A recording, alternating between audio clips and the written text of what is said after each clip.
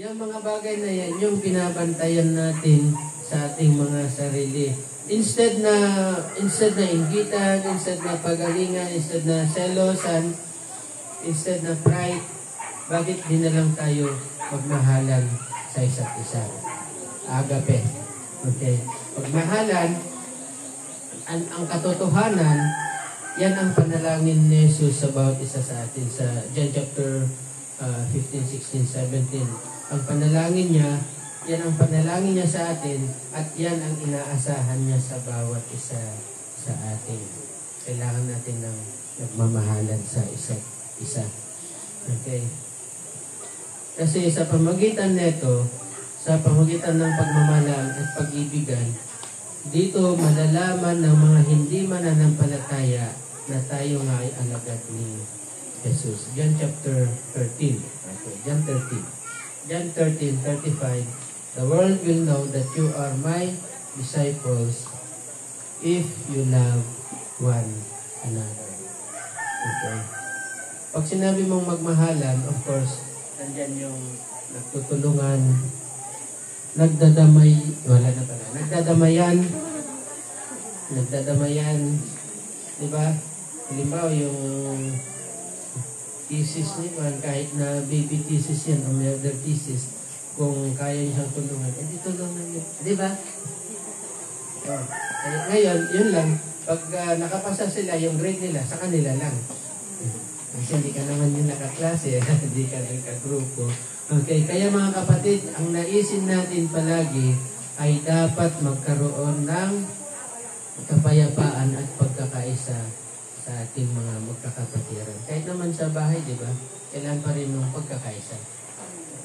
Kahit naman magkakapatid, may iba't ibang pag-uugali yan. May magkakapatid ba na magkapareho ugali? Wala. Lalo na yung bunso at panganay. Di ba? O kasi wala kayong panggit pareho kayong bunso at panganay. Palaging may pagkakaiban. Pero, pag sinabi mong pagkakaisa, kahit na magkaiba kayo, ay magkakaisa pa rin kayo. Siyempre, dito sa loob ng church, for sure. Kung ilan man kayo, ganun din na karami yung magkakaiba yung mga pag-ugali. Okay. Kailangan natin na nagdadamayan, nagtutulungan. Sabi sa Galatians chapter 6, verse 9 hanggang 10, no? Pakinggan niyo po ito. Galatians 6, 9 and 10.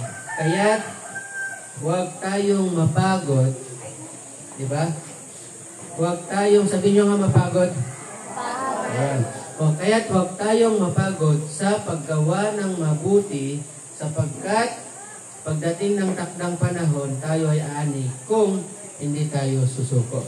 Sa verse 10, kaya nga, basta may pagkakataon, ay gumawa tayo ng mabuti sa lahat ng tao, lalo na sa mga kapatid natin sa pananampalataya. Sa lahat ng pagkakataon. Ayan. So, kung ganun ang nangyayari sa atin, maiwasan natin yung division, maiwasan natin mga inggitan at iba pa. Okay. So, itong mga susunod na verses, chapter 8 to 15, verse 8 to 15, nang namamatay si Jephthah, si Ibsan na taga Bethlehem naman ang naging hukom at pinuno ng Israel. Ito is mga minor na judges. 6 na po ang kanyang anak, 30 lalaki, 30 babae. Ang pinili niyang maging asawa ng kanyang mga anak ay pawang di kabilang sa kanilang mga angkan. 7 taon siyang naging hukom at pinuno ng Israel. Nang siya'y mamatay, inilibing siya sa Bethlehem. And then, yung susunod, nang mamatay si Ibsan, si Elon na taga Zebulon naman ang naging hukom. Si Elon Musk. Sino na kilala kasi kay Elon Musk? Wala na kailan. Alam niyo yung dating Twitter, ano nang pangalan ngayon? X, di ba? X. Nabili ni Elon Musk yun. Pero si Elon Musk, isa siyang Israelite si Elon Musk. Nung mamatay si Ibsan, si Elon na taga Zebulon siya, from the tribe ni Zebulon. Si Ibsan ay, kung taga Bethlehem siya, pero hindi to sa Bethlehem ang Judah, meron pang isang Bethlehem. Nang mamatay si Ibsan, si Elon na taga Zebulun, okay, mga northern tribes ng Israel, sa loob ng naging pinuno siya at hukom sa Israel sa loob ng 10 taon. Nang siya'y mamatay, inilibing siya sa Ajalon na sakop ng Zebulun. Pagkatapos, ang sumunod na naging hukom at pinuno ng Israel ay si Abdon, na anak ni Hillel na taga Piraton. Ang mga anak niyang lalaki ay 40 at siya'y may 30 apo, bawat isa sa kanila ay may sari-sariling asno. Siya ay naging hukom at pinuno ng Israel sa loob ng 8 taon. Nang siya'y mas mamatay, nilibing siya sa Piraton, sakop ng Ephraim, sa kaburulang sakop ng mga Amalekita. Anong napapansin natin sa 3 judges na ito? Minor judge.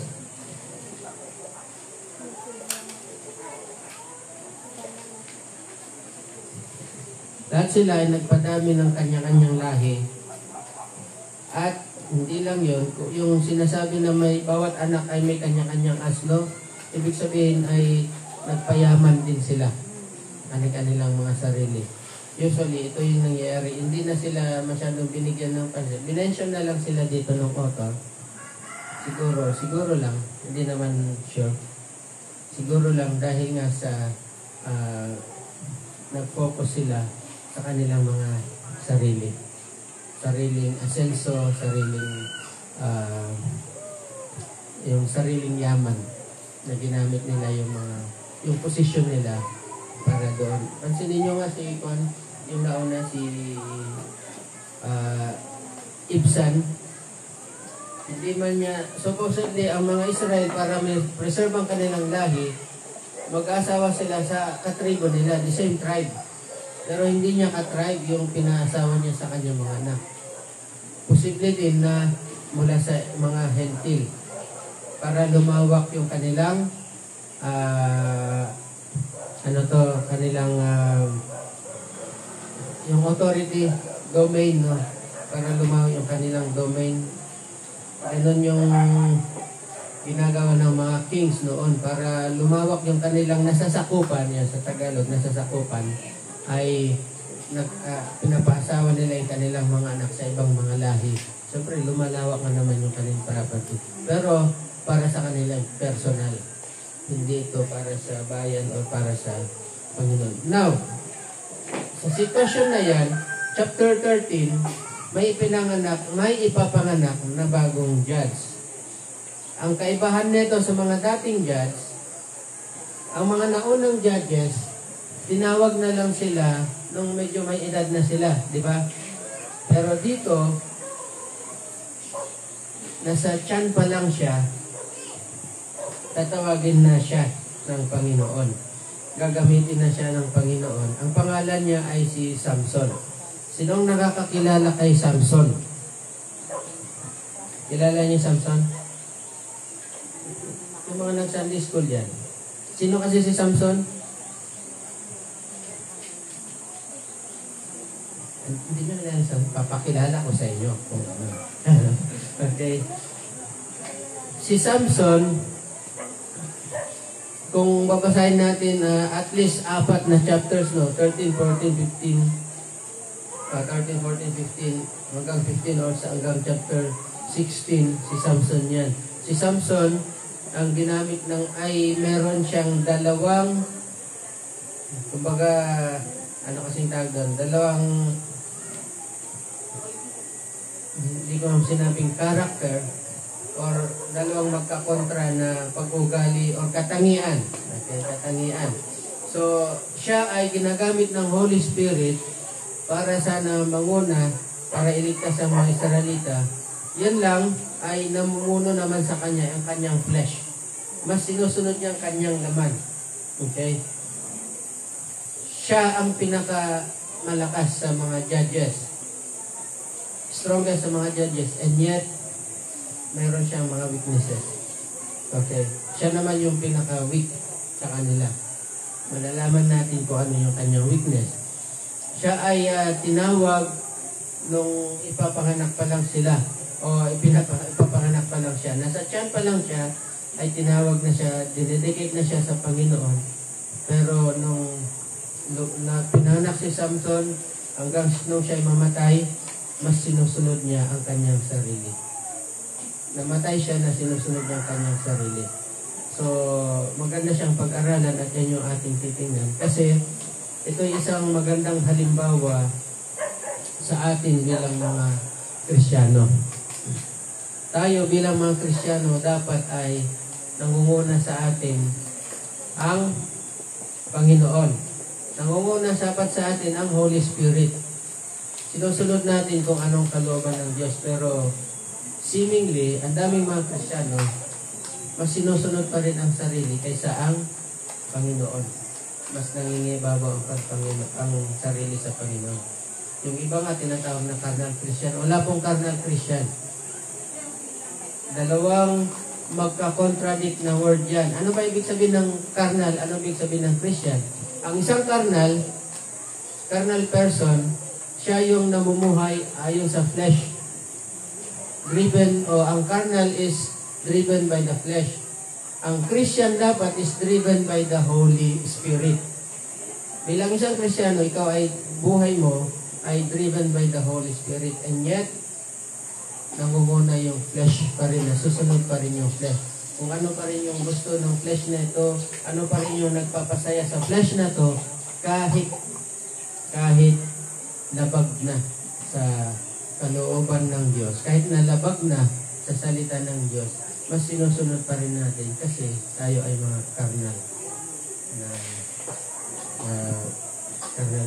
carnal yung ating isipan, carnal yung ating ginagawa. Dapat maging spiritual tayo. Okay. Ulitin ko, the carnal mind, the carnal person are driven by his flesh. Fleshly desires. Okay.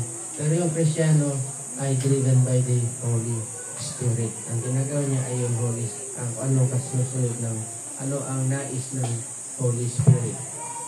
Muling gumawa ng kasama ng mga Israelita laban kay Yahweh. Verse 1. Kaya't sila hinayaan niyang masakop ng mga Filisteo sa loob ng 40 taon.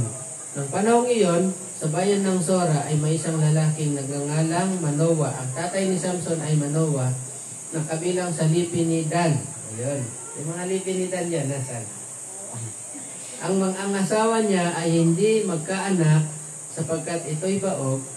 Minsan nagpakita sa babae, yung asawa ni Manoah, no, hindi binigyan ng pangalan, pero ang binamit lang dito ay babae.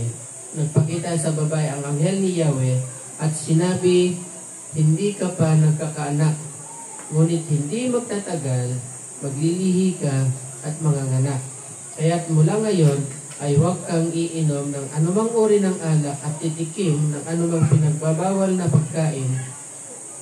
Kapag naisilang mo na ang iyong anak na lalaki, huwag mo siyang puputulan ng buhok. Yan, kilala nyo na si Samson. Yung may mahabang buhok na malakas. Ang sabi ng mga bata, pag tinanong mo, saan nang gagaling ang lakas ni Samson? Sa buhok. Kasi, bakit? Kasi nung pinatulan ng buhok, nawala yung kanyang lakas. Ayan. Nung tumubo ulit yung buhok, lumakas ulit. Ayan. Kaya nasa buhok. Pero hindi. Malalaman natin dito. Kapag naisilang mo na ang iyong anak na lalaki, huwag mo siyang puputulan ng buhok sapagkat mula pa sa kanyang pagsilang ay ilalaan na siya sa Diyos bilang isang Nazareo. Siya ang magsisimulang magligtas sa Israel mula sa mga Filisteo.